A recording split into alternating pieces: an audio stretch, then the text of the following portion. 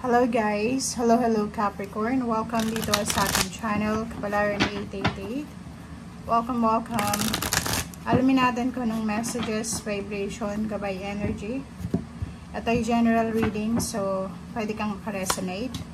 Depende sa kung ano yung lumabas dito sa ating baraha. Okay? Queen of Cups, Seven of Pentacles, and then Seven of Cups. Wow! Okay, so first card natin is Queen of Cups. Nakikita ko sa'yo dito, Capricorn, na for the next few months, or pwedeng next year, or pwedeng next few weeks, sobrang magiging Queen of Pentacles ka, or Queen of Cups.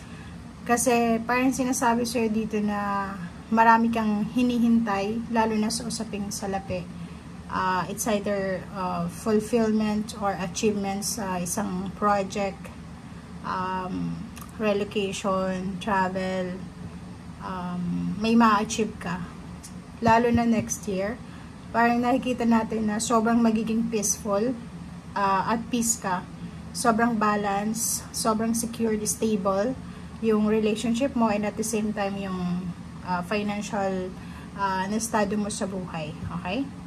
So, yung Seven of Pentacles, sinasabi sa'yo dito na kung ano man tong hinihintay mo sa kasalukuyan, konting-konting tiis na lang, or pwedeng konting-konting tiyaga na lang, kasi on the way na yung fulfillment, on the way na yung peace and harmony, balance, and nakikita ko sa'yo dito, sobrang magiging masaya ka, kasi bibigyan ka ng universe, ng chance, para explore, para adventure, parang ganun. So, it's either travel, relocation, new job, new career, or even new relationship. So, yun ang nakikita natin dito. Okay. Capricorn, ano pa ba? Ano pa ba ang pwedeng or kailangan mong malaman? Okay, so 8 of wow. So nakikita natin dito, guys, na meron kang mga para kasi siyang mga issues emotionally na posibleng magdedesisyon ka na i-let go na lang, and mas i-prioritize kung ano man tong pagbabago sa buhay mo. So ibig sabihin, it's either nakikita ko sa'yo dito yung pwedeng reconciliation with someone, or relationship siya na posibleng magiging peaceful. So ibig sabihin, kung may mga issues ka sa relationship, sa partnership, or even sa friends, kawintans, kapitbahay, katrabaho, o kung sino man ito, maraming magbabago sa buhay nyo. Okay? If feeling mo may third party sa relationship, or feeling mo may mga taong gustong sirain yung relationship mo, sinasabi sa'yo dito ng barahan na you will receive your good karma. So, kung ano man tong hindi magandang nangyayari sa paligid mo, may balik siya na good karma sa'yo. Okay? So, yun. Next card. Diba? So, ang iingatan mo lang sa ngayon is yung makipag-associate ka sa mga taong nagbibigay sa'yo ng sama ng loob. Dun yung mga taong sinasaktan ka, literal. Okay? Kasi kung makikita mo dito, maraming mga tao sa paligid mo na siguro naiinggit sila, or siguro hindi nila makuha, or hindi ka nila masyado, yung vibe mo, yung frequency mo, yung vibration mo is masyadong mataas kumpara sa kanila. So, ganun talaga. Pag may mga taong feeling nila nauungusan sila, parang ganun. Parang feeling nila masamang tao na. So, yung energy mo at yung energy ng mga taong ito ay hindi sila compatible. So, bahala na sila sa buhay nila. Basta ang gagawin mo sa ngayon is focus ka lang sa kung ano yung nangyayari sa buhay mo. Okay?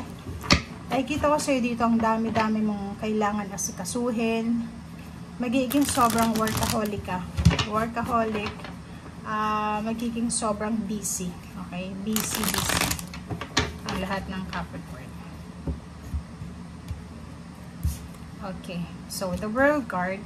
So, yun. Sabi ko sa'yo kanina, may mga fulfillment and may mga bagay kang ma-achieve. Kung projects yan, sa pagpapatayo ng bahay, pagbili ng sasakyan, pag-iipon ng pera, pag-aaral. Maraming parang ano to, it's a graduation, it's a promotion, salary increase, completion ng plano, completion ng contract, parang ganun. So, matatapos mo na yung kontrata. Travel. So, pwedeng yung iba sa inyo dyan, sawang-sawa na kayo sa pagte-travel. Pwedeng yung iba, babalik na sa bansa nila, or babalik nila na sila sa dating lugar nila na tahimik.